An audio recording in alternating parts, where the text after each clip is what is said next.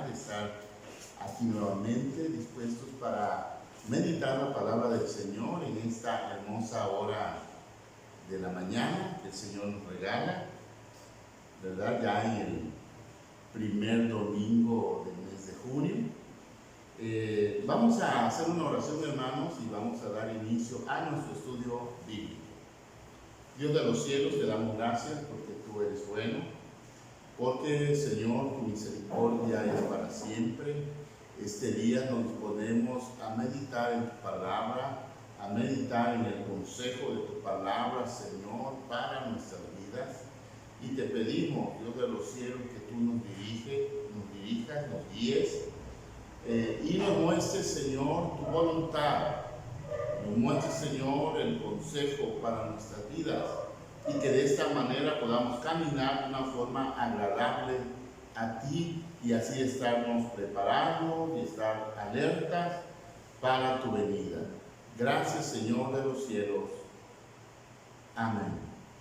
Amén.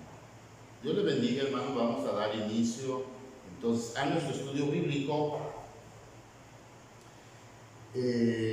Habíamos estado llevando una secuencia de estudio bíblico de Apocalipsis, ¿verdad? Y hablamos del mensaje de Jesucristo a las iglesias en Apocalipsis, de Apocalipsis 1 al 3, ¿verdad? Y vamos a desviar un poquito, aunque no demasiado, la atención de Apocalipsis para hablar de las señales de los últimos tiempos. Tiene un propósito. ¿Cuál es ese propósito? El propósito es de que hace unos días atrás, o como una semana o dos, hablaba con algunos hermanos, ¿verdad?, con respecto a estos tiempos que estamos viviendo, que han surgido muchas dudas, muchas preguntas, han surgido muchas situaciones que consideramos que son situaciones difíciles, situaciones que yo creo que pues afectan de alguna manera a la iglesia, ¿verdad? Dábamos y salían pues los comentarios, ¿no?, de los tiempos que estamos viviendo, de cómo han surgido personas que califican a hombres como siervos de Dios, a presidentes, ¿verdad?, que son siervos de Dios, y en un sentido muy a cierto punto forzado, podríamos decir que sí, pero el sentido que le dan no es simplemente el de un hombre que elegido por Dios para una función, sino como verdaderos siervos de Dios. Y creo que ahí está un poco errado el pensamiento. También han surgido sueños y visiones y revelaciones, como uno que anduvo un sueño, ¿no?, que anduvo circulando, o visión, algo así, de una niña que decía que el día, no sé, cerca de finales de abril, que no salieran a las calles porque iba a venir una nube y que iba a matar a todos los que estuvieran allá, pero los que estuvieran en casa, así a modo de los israelitas en Egipto, se iban a salvar. Obviamente no pasó nada, ¿verdad? Y como eso, muchas cosas. Hablaba con otro hermano que nos comentaba de las señales, cómo veía yo si verdaderamente estamos viviendo las señales de los últimos tiempos. Entonces, a raíz de todo esto que ha circulado en estos medios, me propuse hablar acerca de las señales de los últimos tiempos, ¿verdad? Basado en lo que enseñó nuestro Señor Jesús. ¿verdad? Basado en lo que también hablaron los apóstoles. Entonces, hermanos, vamos a tener unos estudios, tal vez 2, 3 estudios o 4, que tienen que hablar, o que vamos a hablar acerca de las señales de los últimos tiempos. Amén. Así que hoy iniciamos en Mateo capítulo 24, Mateo capítulo 24, versículos 4 al 14. Amén. Allí vamos a tener la meditación de la palabra y continuaremos subsecuentemente las próximas semanas. Amén. Muy bien, entonces Mateo 24, del 1 al 14. Allí vamos a tener el estudio de la palabra del Señor. Entonces, empezamos. Jesús salió del templo con sus discípulos. Estamos en la época, es una época de la Pascua. Jesús había estado enseñando en el templo en Jerusalén, y cuando ya era un poco tarde, Jesús se disponía a salir del templo, a salir de ese lugar donde había estado enseñando buena parte del día. Entonces, al salir, vamos ahí a Mateo 24, cuando Jesús sale del templo y se iba, se acercaron sus discípulos para mostrarle los edificios del templo, y les decían, de acuerdo a otros evangelios también, dice: Señor, mira los edificios, qué hermosos los edificios que tenemos, Señor, mira qué tremendo esa edificación que tenemos para adorar al Señor, ¿verdad? Es que siempre los hombres nos admiramos, ¿verdad? De las obras que pueden hacer los hombres. Aunque este templo ya no era el templo de Salomón, el templo más hermoso, más ornamentado, de todos modos, Herodes, el constructor de este templo, lo había hecho muy hermoso. Era una de las construcciones muy hermosas, tanto así que en un libro histórico se dice que los romanos,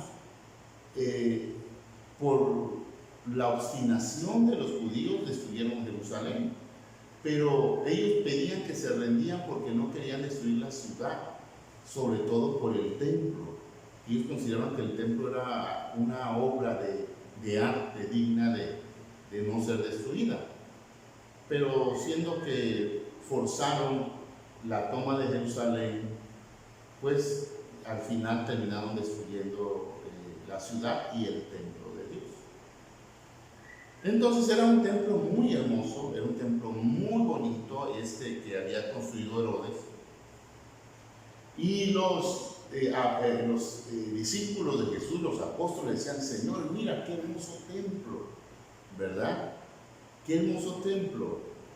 Y Jesús le responde: ¿veis todo esto? De cierto os digo que no quedará aquí piedra sobre piedra que no sea derribada.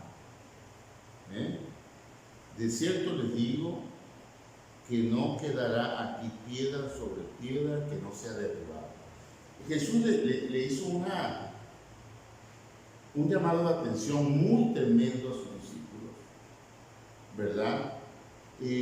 Porque ellos tenían como que una fe, una confianza, algo.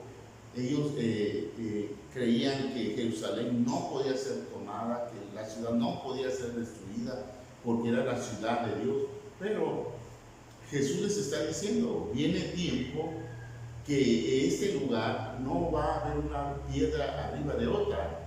O sea, Jesús está diciendo: la destrucción va a ser tremenda aquí en este templo. Entonces, hermanos, yo creo que puede ser un llamado de atención también para nosotros como discípulos, ¿verdad?, de Jesucristo, que a veces pretendemos tener los mejores templos, o queremos tener los mejores templos, lujosos, bien ornamentados, que sea muy impactante a la vista, ¿verdad? Y la verdad, hermanos, es que llegará un día donde todo lo que vemos, donde todas las construcciones hermosas que vemos, todos los templos hermosos, serán destruidos. Al final, en Apocalipsis, dice la Escritura que un día todo se va a acabar. Todo lo que conocemos, la era presente, va a acabarse. Entonces, hermanos, pues conviene que nuestra esperanza, nuestra fe, lo que nos impacte no sea un edificio, no sea un templo, que lo que nos impacte sea verdaderamente la presencia de nuestro Señor, la presencia de la palabra, la presencia del Espíritu Santo. Eso debe ser lo que debe impactar, lo que debe alegrar nuestros ojos, nuestros oídos, nuestros labios. Ahora, el pasaje que vamos a estar estudiando es un pasaje muy importante, porque eso es una palabra profética que habló nuestro Señor Jesús. En ese sentido, Jesús también fue profeta, porque habló palabras proféticas. Amén. Entonces, como palabra profética hay algunas cosas interesantes que debemos aclarar o que nosotros debemos tener claro al estudiar la palabra en las Escrituras. ¿Sí? ¿Cuáles son? Son dos cosas importantes que debemos aclarar. Primero, que hay muchas profecías en la Escritura que tienen un doble propósito, es decir, que tienen el propósito de comunicar el cumplimiento en un futuro cercano de un evento, pero también tienen la función de hablarnos de un evento que vendrá en un futuro lejano, es decir, eventos escatológicos. Estos eventos escatológicos son eventos que son o que hablan de la segunda venida de nuestro Señor Jesucristo y los eventos que conllevan. Entonces, esta palabra de Mateo, que está registrado en los otros evangelios también, nosotros podemos entender que es una palabra es una palabra profética de doble significado, y esto es que tuvo un propósito de cumplirse en un futuro lejano como escatológico, pero también un futuro más cercano. ¿Por qué tiene doble propósito? Porque así como se cumplió en el tiempo cercano, después de nuestro Señor Jesucristo, pero cercano, así como se cumplió, de la misma manera se va a cumplir en los eventos escatológicos. Otra parte de las Escrituras, además de ser una palabra profética que narra el mismo evento dos veces, uno en el tiempo real y presente y otro en tiempos futuros lejanos, ¿sí? Y escatológicos, también hay partes de la Biblia que tienen un cumplimiento continuo. Es decir, que eso que se habló de una vez que se cumpla, tendrá una vigencia constante, no caducará hasta cuando ya caduque, ya no se va a volver a repetir, pero mientras se cumple. ¿Cómo es esto? Por ejemplo, el evento del derramamiento del Pentecostés era una profecía y era una promesa hablada por el Señor a través del profeta Joel y luego por nuestro Señor Jesús, la promesa del Espíritu Santo. Cuando vino nuestro Señor Jesús, Él habló del Espíritu Santo, Él habló del cumplimiento. Juan el Bautista habló del cumplimiento. Cuando nuestro Señor Jesús asciende y desciende el Espíritu Santo el día de Pentecostés, ahí se cumplió la profecía. Sin embargo, no solamente se cumplió ese día, también se cumplió cuando se le habló a Cornelio, también se cumplió en las otras iglesias, se cumplió en varias ciudades o en todas las ciudades donde se hablaba el Evangelio, siempre había el derramamiento del Espíritu Santo. Entonces, esa profecía se cumplió el día de Pentecostés y se siguió cumpliendo hasta nuestros días, porque el Espíritu Santo se sigue derramando aún en nuestros días. Entonces, esa palabra profética fue de cumplimiento continuo, permanente, ¿sí? Cuando deje de suceder, cuando el Espíritu Santo se ha levantado, bueno, ya no habrá más derramamiento del Espíritu Santo. Entonces, esas palabras de nuestro Señor Jesús, de aquí de Mateo 24, ya tuvieron un cumplimiento. Por ahí del año 70, el general Tito tomó la ciudad de Jerusalén y así se cumple la profecía. También la profecía del continuo sacrificio ya tuvo un cumplimiento, pero tendrá otro cumplimiento posteriormente. Así como hubo una estatua pagana en el templo de Jerusalén, así también un día habrá una estatua pagana allí, ¿sí? En los tiempos escatológicos. Entonces, hermanos, la destrucción de Jerusalén, la destrucción del templo, lo cual el Señor predijo, ya tuvo un cumplimiento. Ahora,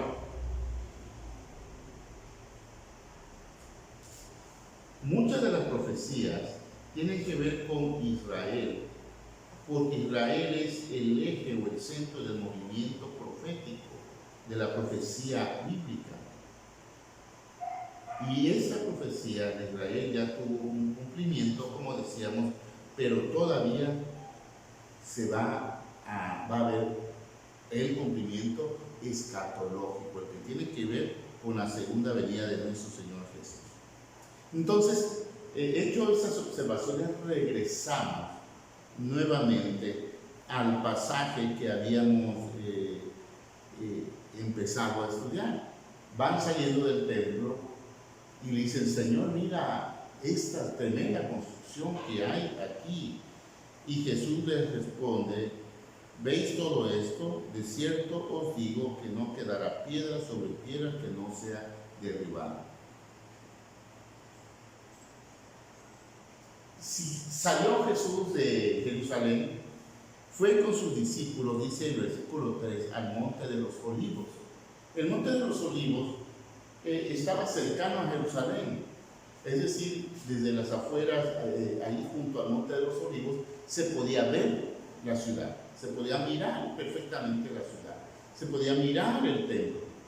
De hecho, si ustedes buscan ahí Jerusalén, imágenes de la ciudad de Jerusalén en el internet, hay muchas fotos que están tomadas desde el monte de los olivos hacia el frente, hacia la ciudad, y se ve perfectamente desde 3 kilómetros, 2 kilómetros, 3 kilómetros, desde fuera de la ciudad se ve perfectamente la ciudad, la cúpula de la roca, ¿verdad? Se ve perfectamente. ¿Por qué? Porque el monte de los olivos está cercano a la ciudad. Jesús dice, sentado en el monte de los olivos, se tomó el tiempo Jesús para hablar con sus discípulos.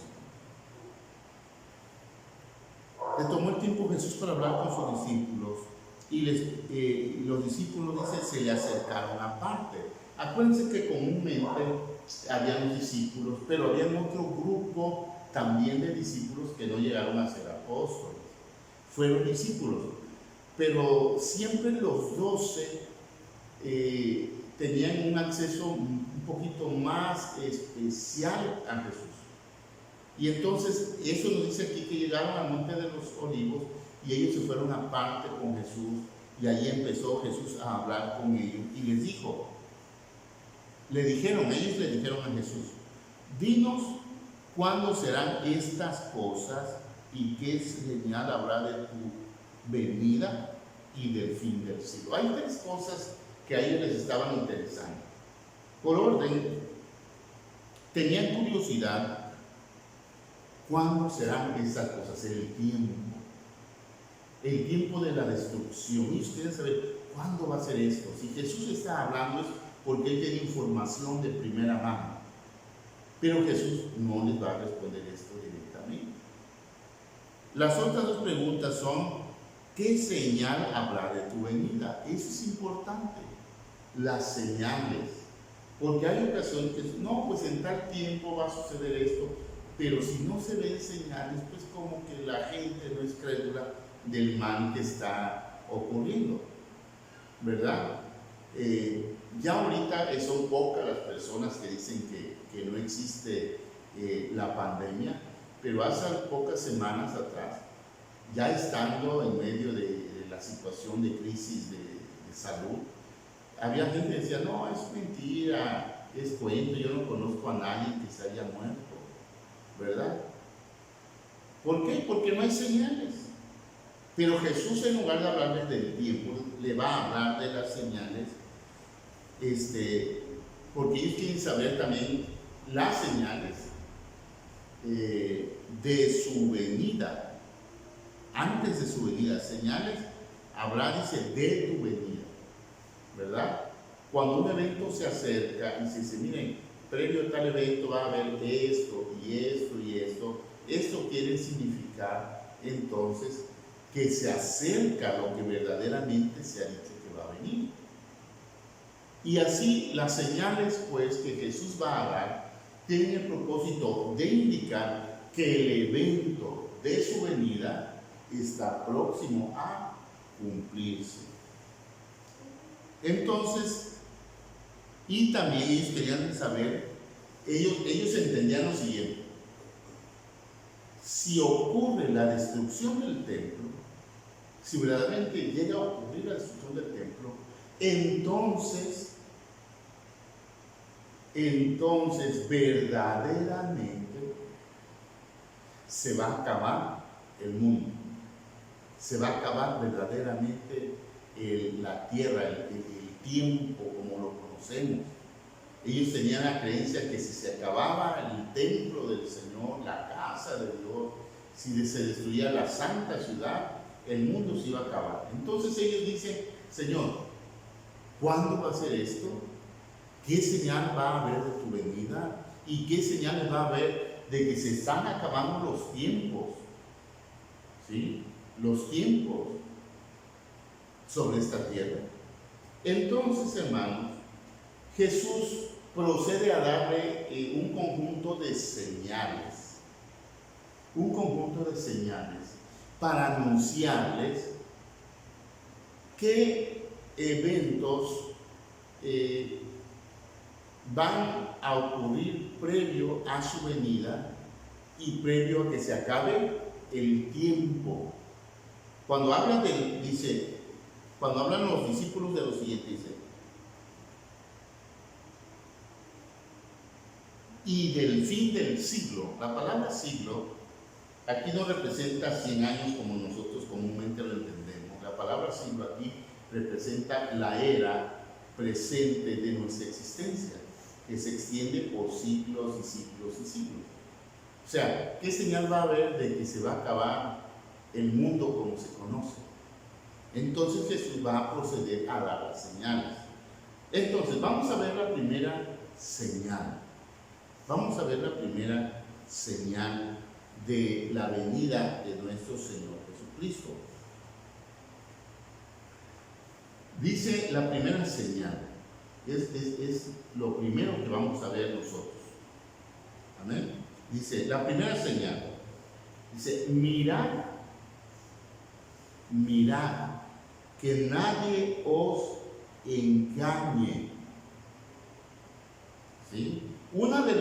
La primera señal de que se acerca el tiempo de la venida del Señor y que se acercaba el fin del siglo presente era el surgimiento de engañadores. Jesús dice, mirad que nadie os engañe. ¿Qué es el engañar? ¿Qué es el engaño? El engaño viene de una palabrita griega que indica llevar a una persona a través de distintos medios al error. Eso es engañar. Que alguien intencionalmente, porque eso conlleva.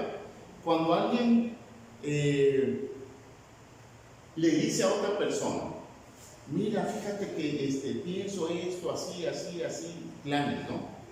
Y de repente cuando se ejecutan, alguna cosa cambia.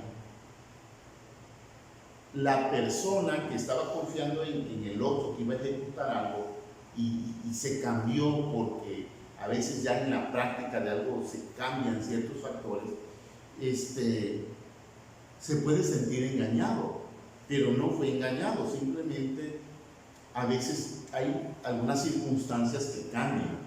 Pero hay personas que intencionalmente le dicen a otra, mira, vamos a hacer esto, ¿cómo lo ves? Pero desde que ya le están contando, ya sabe que las cosas no van a ser como se las está contando.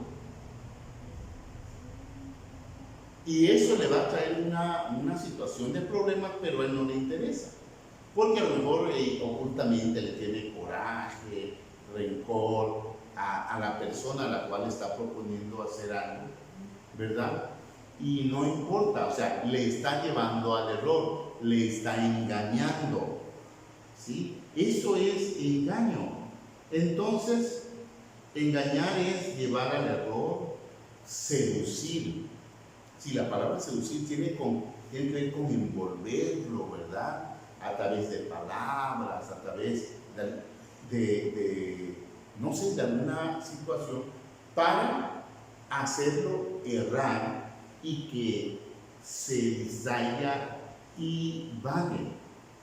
Uno que es el maestro engañador, el maestro por excelencia del engaño es Satanás. Porque Satanás distrae a los cristianos del camino verdadero del Señor.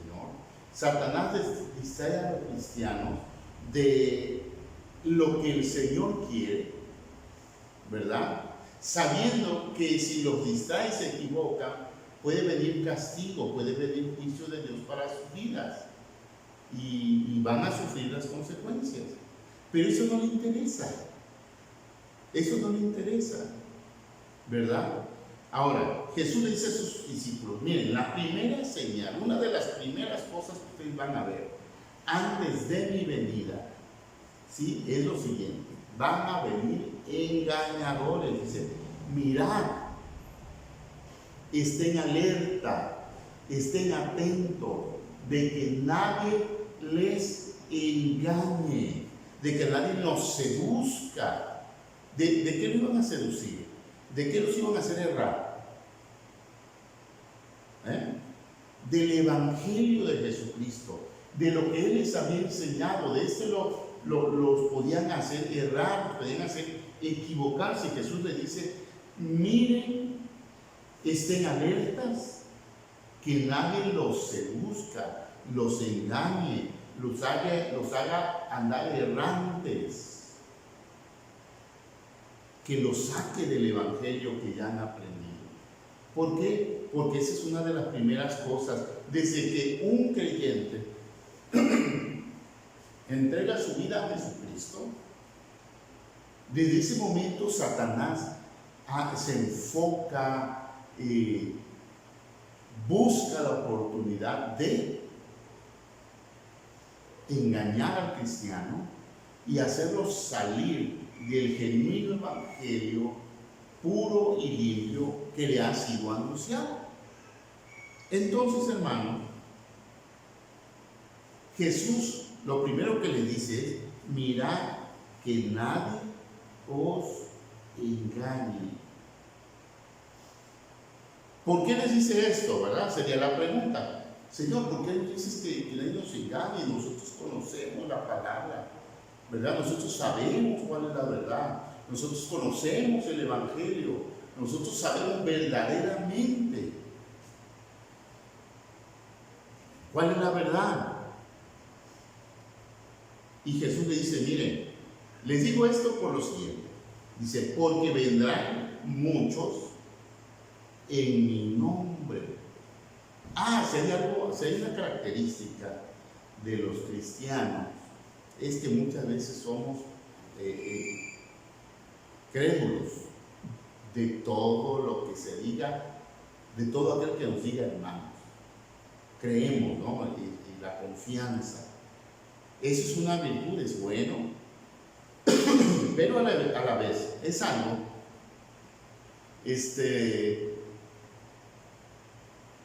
que perjudica. Miren, hace unos años, hace ya varios años, no sé, mediados quizás los 70 del siglo pasado, hubo un hermano, el hermano Lázaro Santana.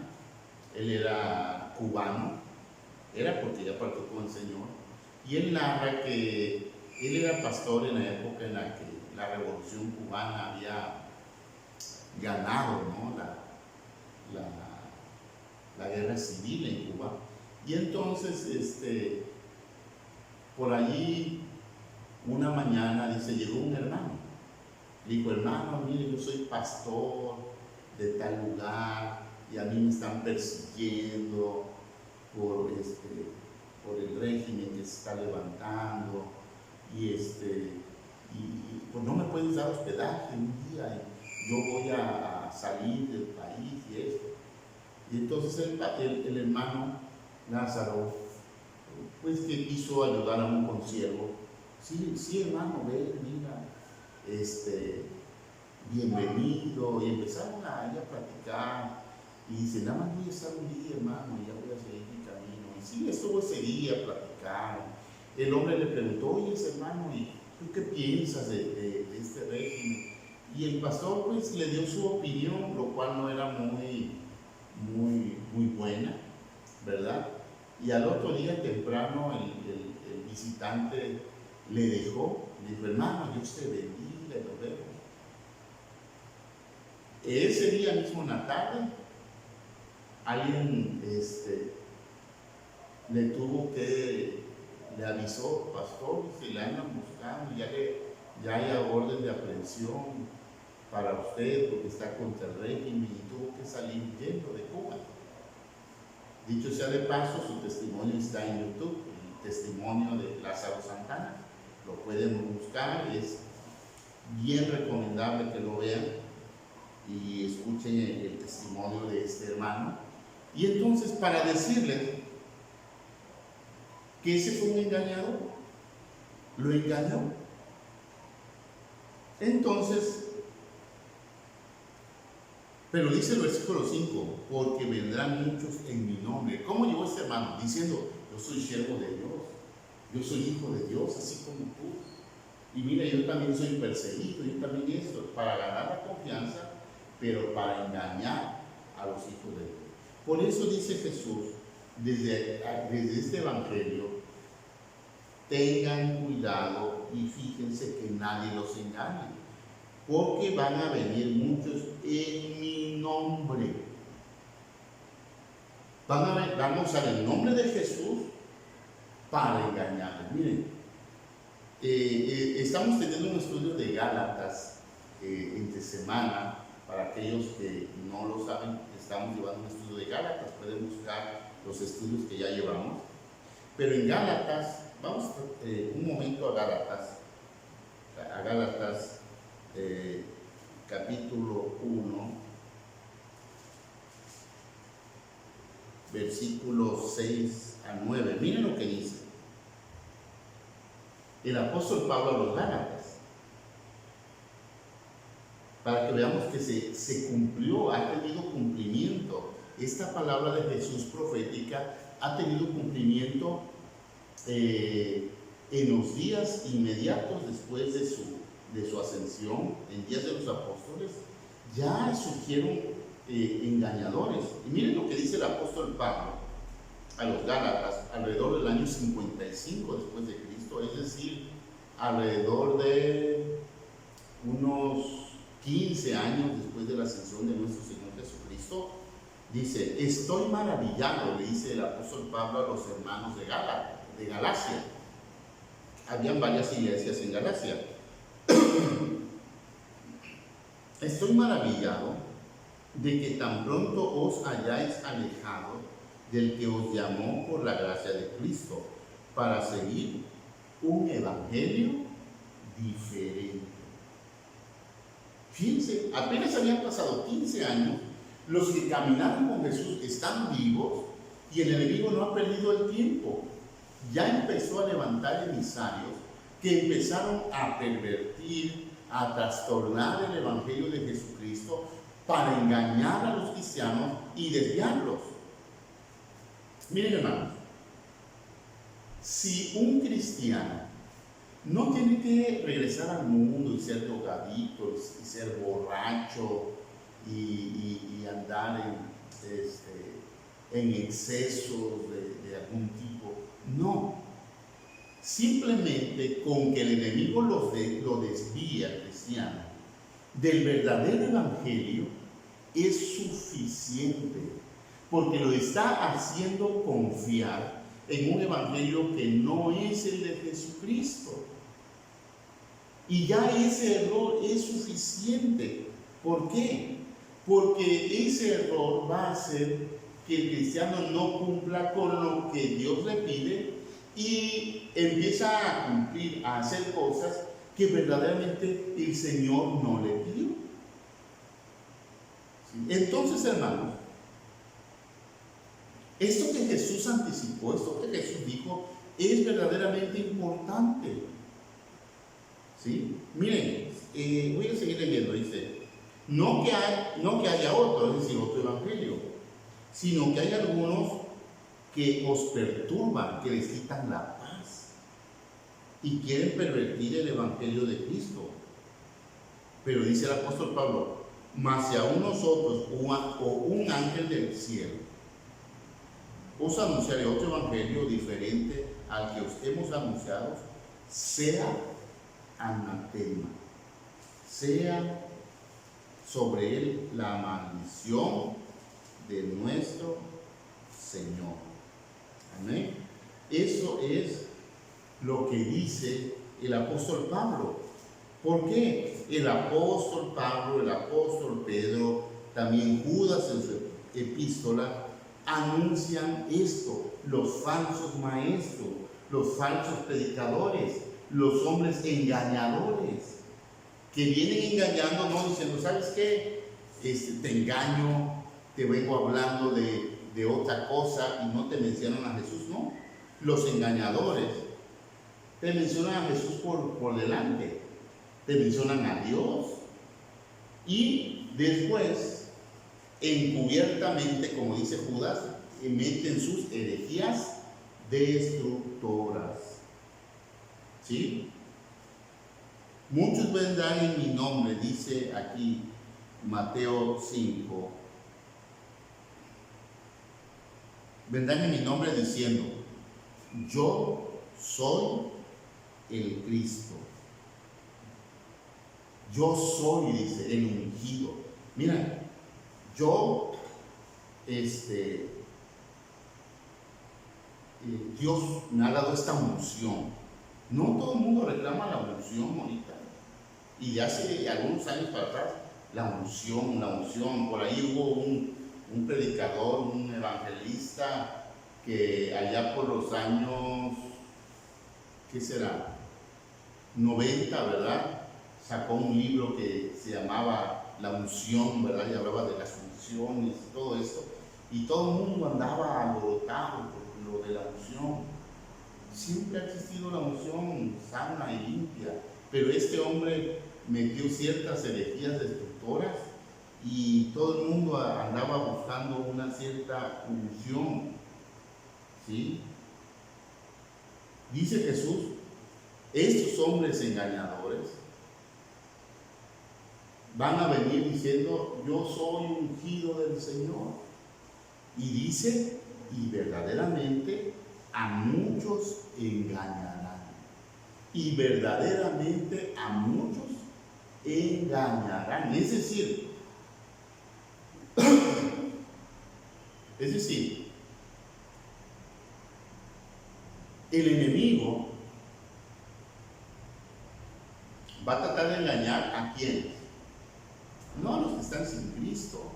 Jesús esas palabras se le está hablando a los discípulos, a los que han caminado con Él, los que han comido con Él, los que han visto las señales, los que a través de sus manos hicieron señales, porque se acuerdan que los envió a predicar y decían, Señor, cuando regresaron, aún los demonios se nos sujetan, los espíritus inmundos se nos sujetan. A ellos les está diciendo, les puede engañar, estén alerta, mirad que nadie nos engañe, ¿verdad? Porque van a venir muchos diciendo yo soy el Cristo y a muchos engañarán. ¿Qué elementos hay del engaño?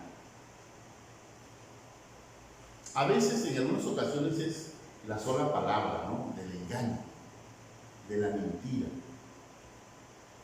¿Verdad? Hay predicadores que hacen, que tienen una lengua, ¿verdad? Que es muy hábil para hablar, ¿sí? Es muy hábil para hablar.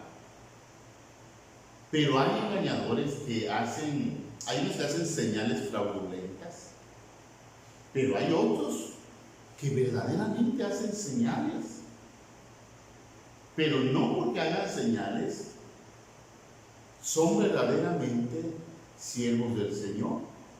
Porque ¿qué nos garantiza que una señal venga verdaderamente de Dios? ¿Saben para qué han servido las señales a aquellos que no tienen un don de la palabra natural? Las señales han servido para engañar verdaderamente a los hijos de Dios. Las señales han servido para engañar verdaderamente a los que eran pueblo del Señor. Las señales de sanidades, de cosas que ocurren verdaderamente, ¿verdad? Entonces, hermanos, eso es una situación muy tremenda y eso lo hemos estado viviendo en nuestros días desde hace ya muchos años atrás, ¿sí? Los que hablaban de tener la superfe, los que hablaban de la visualización, los que hablaban de las declaraciones, los que hablaban de muchas cosas, se atribuyen señales, sanidades y milagros, y eso ha servido para reforzar la credibilidad entre la gente que comúnmente no tiene fe en Dios, sino que están esperando señales y milagros para guiarse por ellos. ¿Sí? Entonces, hermanos, yo les quiero decir que eso no es nuevo. Hacer señales engañosas no es nuevo. Y olvidemos de charlatanería. Personas que realmente tienen un poder para hacer cosas. Por ejemplo, en el libro de Hechos se habla de una joven que tenía un espíritu de adivinación. Que cuando iba el apóstol Pablo y Silas gritaba, estos son siervos del Dios Altísimo, a ellos créanle. Era una verdad, no era una mentira. Pero ¿qué quería conseguir el enemigo promoviendo a los siervos del Señor? Esa es una característica. Satanás, si para ganar tiene que sacrificar su nombre o tiene que hablar de Cristo, lo va a hacer con tal de ganar. Es lo que estaba haciendo con Pablo y Silas. Son siervos de Dios Altísimo, a ellos créanle. ¿Y qué sucedió? Luego reprendió el espíritu, el apóstol Pablo salió de la mujer, fue libre y los metieron a la cárcel, ¿verdad? En los días del Antiguo Testamento, estando Moisés ante Faraón, ¿sí? Los magos, los brujos de Faraón, convirtieron sus bastones también en serpientes, pero la vara de Aarón se tragó las serpientes de ellos. las varas convertidas en serpientes. Entonces, sí tenían un poder, porque delante de Moisés, delante de Aarón, hicieron lo mismo, imitaron el poder de Dios, simplemente que el poder de Dios lo pueden imitar hasta un punto. Pero después, Dios es tan grande su poder que Satanás ya no puede seguir imitando su poder. Por eso necesitamos nosotros que hoy en día el poder de Dios se manifieste más tremendamente que el poder mentiroso del adversario. ¿Sí? El poder en estos engañadores sirve para reforzar sus mentiras, para reforzar sus errores. Amén. Hoy en épocas modernas, en meses recientes, ese predicador internacional y mundial, Benny Hinn, ha dado unas palabras retractándose, ¿verdad?, del tipo de evangelio que él predicaba, supuestamente predicaba, y decía como que él no había, se había desviado de la verdad, se había desviado del verdadero evangelio. Lo menciono porque ustedes lo pueden ver de primera mano, no me tienen que creer a mí, ahí está. Y entonces, hermanos, todas las señales mentirosas y los milagros fraudulentos que hizo, ¿para qué servían? Para reforzar las mentiras de la doctrina de la prosperidad que enseñaba. ¿Sí? Toda la mentira que enseñaba. Entonces, hermanos, ojalá y se arrepienta, y ojalá y cambie, y ojalá y busque de su salvación. Pero esto es verdad. Hoy en nuestros días, hermanos, ahorita está sufriendo un poco la doctrina de la prosperidad, porque el mundo no está tan próspero, el mundo está en recesión económica, ¿verdad? Pero, hermano, esta primera señal tuvo su cumplimiento, como ya lo vimos en los días de los apóstoles, tan pronto como fueron 10, 15 años después de la ascensión de nuestro Señor Jesucristo. Y a lo largo de la historia han habido falsos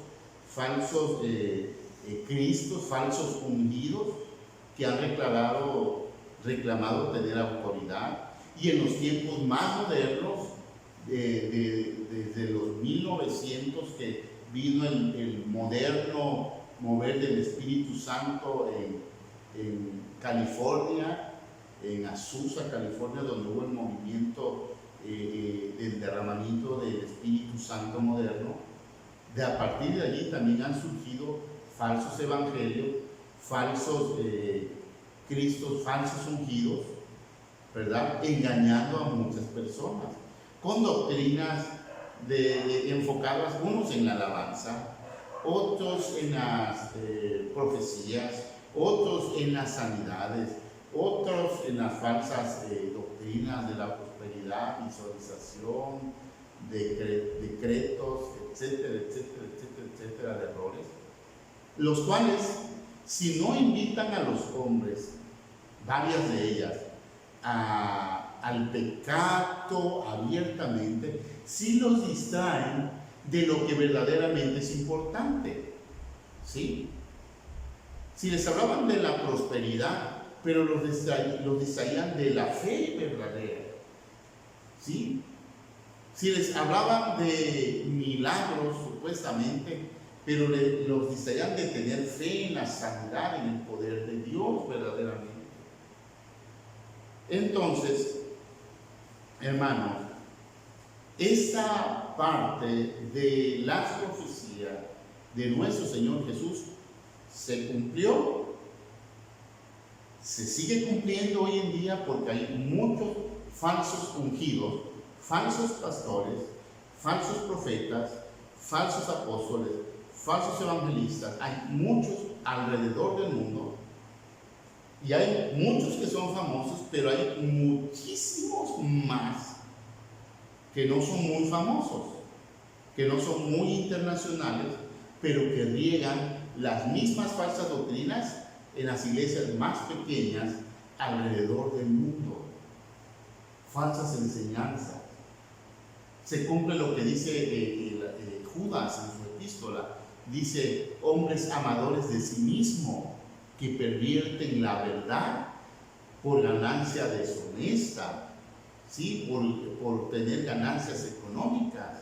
Hablan palabras halagüeñas a las personas para que les den la economía que ellos quieren tener. Entonces, hermanos, concluyendo, esta es la primera señal que Jesús menciona, y es una influencia demoníaca, es una influencia de Satanás con la finalidad de engañar a los discípulos de Jesucristo y no aventarlos totalmente al pecado, a veces, ¿sí? No los invitan al pecado abiertamente, pero sí los desvían del verdadero evangelio de Jesucristo. Jesús anticipa que estos engañadores van a venir en su nombre y harían apartar a muchos. Hay algo que yo siempre tengo en mente cuando leo estas epístolas, cuando leo esto, cuando leo las palabras de nuestro Señor Jesús, y es el hecho de que cualquiera puede ser engañado. Es el hecho de que cualquiera puede caer en el error. Dice el apóstol Pablo, el que piensa estar firme, mire que no caiga. Si para nosotros tenemos ese temor de que habría alguna vez la posibilidad de caer en error o algo así, vamos a estar más seguros que si pensamos que somos incapaces de creer en el error, de equivocarnos. Amén. Hermanos, esta es la meditación. Reflexionemos. ¿Sí? Si hay algún comentario, hagan un comentario y tengan en cuenta que esto que les estoy diciendo, el surgimiento de los falsos maestros, es una de las profecías que tienen un cumplimiento continuo, que tienen un cumplimiento siempre, hasta la venida del Señor, siempre van a estar los falsos maestros. Amén. Si invito, hermanos, que hagamos una oración, pónganse de pie, o si gustan arrodillarse en su lugar, como usted guste. Vamos a orar y vamos a darle gracias al Señor por este tiempo de meditación en su palabra.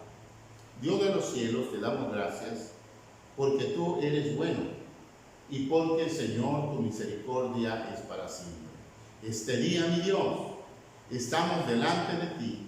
Te presentamos, Señor, este tiempo de meditación bíblica, y que esta palabra, mi Dios, sea una palabra que llene nuestros corazones, una palabra que redarguya para ver a nuestro alrededor y estar alerta, que es una palabra que nos mantenga, Señor, en alerta constante para no ser engañados, sabiendo, Señor, que el engañador, que el mentiroso procurará, Señor, engañarnos y distraernos de la verdad. En tus manos estamos, en ti confiamos, en ti descansamos, Dios de los cielos. Gracias, gracias, gracias te damos en el nombre de Jesús, en el nombre de Jesús. Que tu palabra, Señor, se grabe en nuestras mentes, que tu palabra, Señor, la atesoremos en nuestros corazones, pero que tu palabra, Dios de los cielos, la vivamos cada día. Gracias, gracias te damos, Dios de los cielos. Amén, hermanos. Dios les bendiga. La próxima semana vamos a continuar con nuestro estudio bíblico dominical, continuando con el tema las señales de los últimos tiempos. Dice la palabra del Señor así, hermano. Jehová te bendiga y te guarde.